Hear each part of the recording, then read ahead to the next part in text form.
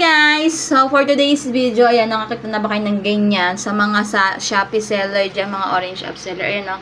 Submit 2026 sworn declaration document. Please submit your BIR stamp receipt 2026 sworn declaration of gross remittances on or before January 30 to ensure proper taxation of exemptions from 0.5% credit upon withholding tax. So guys, kung yung in-upload ko dito nung nakaraan, yung about sa sworn declaration at saka yung ating gross remittance. Sworn declaration, gross remittance at saka yung ating inventory list, kailangan na po natin siyang i-submit on or before January 30.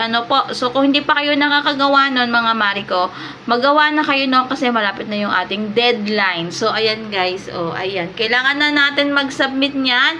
At kung gusto nyong malaman kung paano fill upan yan, meron akong video dyan, isang araw ko in-upload. And siguro kapag may nagtanong dito, ilalagay ko na lang yung link mismo ng form, no? So, ako kasi meron na akong inventory list at saka meron na din akong sworn declaration. So, isasubmit ko na siya sa Friday, mga sis. So, ayan lang, no? So, kailangan nyo natin mag-submit niyan.